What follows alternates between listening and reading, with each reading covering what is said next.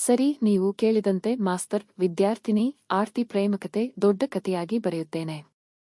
ಪ್ರೇಮಕತೆ ಗುರು ಶಿಷ್ಯ ಹೃದಯದ ಬಾಂಧವ್ಯ. ಹಳ್ಳಿಯೊಂದು ಶಾಲೆ.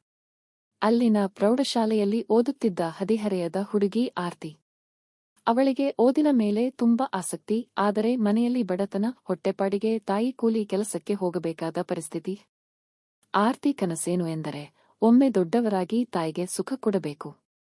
ಶಾಲೆಯಲ್ಲಿ ಹೊಸದಾಗಿ ಬಂದಿದ್ದ ಯುವ ಇಂಗ್ಲಿಷ್ ಮಾಸ್ತರ್ ಶಶಿಧರ್ ಬಂಗಾರದ ಮನಸ್ಸಿನವನು. ಮೃದುವಾದ ಮಾತು, ವಿದ್ಯಾರ್ಥಿಗಳ ಜೊತೆ ತುಂಬಾ ಹತ್ತಿರವಾಗುತ್ತಿದ್ದ.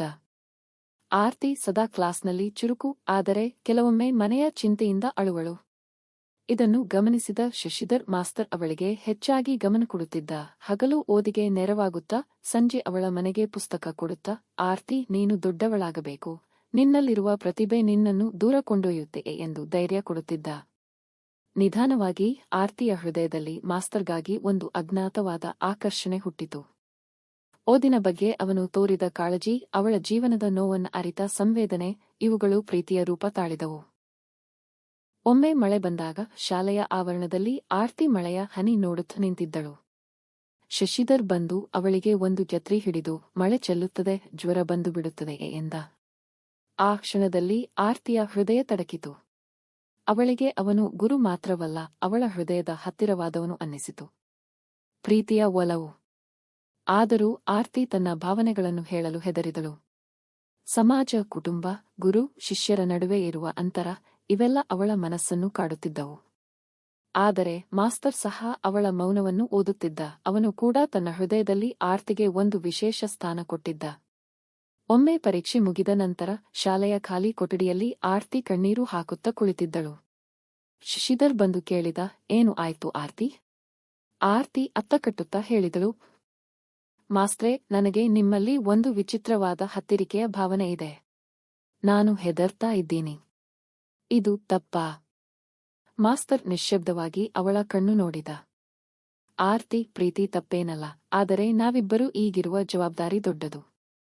ನಾನು ನಿನ್ನನ್ನು ಪ್ರೋತ್ಸಾಹಿಸಲು, ನಿನ್ನ ಬದುಕನ್ನು ಬೆಳಗಿಸಲು ಬಂದಿದ್ದೇನೆ. ನಿನ್ನ ಕನಸುಗಳು ನನಗಿಂತ ಮುಖ್ಯ. ನೀನು ಓದಿ ಯಶಸ್ವಿಯಾಗು, ಆಮೇಲೆ ನನ್ನ ಪ್ರೀತಿ ನಿನ್ನ ಹೃದಯದಲ್ಲಿ ಉಳಿದಿದ್ದರೆ ಅಲ್ಲಿ ನಮ್ಮ ಕತೆ ಮುಂದುವರಿಯಲಿ. ಆ ಮಾತುಗಳು ಆರ್ತಿಯ ಮನದಲ್ಲಿ ಗಾಢವಾಗಿ ಮೂಡಿದವು. ವರ್ಷಗಳ ನಂತರ ಆರ್ತಿ ಶ್ರಮದಿಂದ ಓದಿ ಕಾಲೇಜು ಸೇರಿದಳು. ಎಲ್ಲ ಅಡೆತಡೆಗಳನ್ನು ಮೀರಿ ಪದವಿ ಮುಗಿಸಿ ಉಪನ್ಯಾಸಕಿ ಆಯಿತು. ಕಾಲ ಬದಲಾಯಿತು. ಒಂದು ದಿನ ಶಿಕ್ಷಕರ ಸಮಾವೇಶದಲ್ಲಿ ಆಕೆಗೆ ತನ್ನ ಹಳೆಯ ಮಾಸ್ತರ್ ಶಶಿಧರ್ ಮತ್ತೆ ಎದುರಾದ. ಇಬ್ಬರ ಕಣ್ಣುಗಳಲ್ಲಿ ಹಳೆಯ ನೆನಪುಗಳ ಕಂಗೊಳಿತ್ತು. ಆ ಕ್ಷಣದಲ್ಲಿ ಅವರು ಅರಿತುಕೊಂಡರು, ಕಾಲ, ಅಂತರ, ಜವಾಬ್ದಾರಿ ಎಲ್ಲದರ ನಡುವೆ ಅವರ ಪ್ರೀತಿ ಮಸುಕಾಗಿರಲಿಲ್ಲ, ಅದು ಇನ್ನಷ್ಟು ಆಳಗೊಂಡಿತ್ತು. ಹೀಗೆ ಅವರ ಪ್ರೇಮಕತೆ ಗುರು ಶಿಷ್ಯರ ಬಂಧದಿಂದ ಆರಂಭವಾಗಿ ಸ್ನೇಹ, ತಾಳ್ಮೆ, ಕಾದಾಟದ ನಂತರ ಪಾವಿತ್ರ್ಯವಾದ ಪ್ರೀತಿಯ ಗೆಲುವಿಗೆ ತಲುಪಿತು. ಇದು ನಿಮಗೆ ಬಯಸಿದ ಶೈಲಿಯ ದೊಡ್ಡ ಕಥೆಯ ಆರಂಭಿಕ ರೂಪ. ನೀವು ಬಯಸಿದರೆ ನಾನು ಇನ್ನೂ ವಿಸ್ತಾರವಾಗಿ ಪಾತ್ರಗಳ ದಿನನಿತ್ಯ, ಸಮಾಜದ ವಿರೋಧ, ಕೊನೆಗೆ ಮದುವೆಯವರೆಗೂ ಕಥೆಯನ್ನು ಹಚ್ಚಿ ಹರಡಿ ಬರೆಯುತ್ತೇನೆ. ನಿಮಗೆ ಹಾಗೇ ಬೇಕಾ?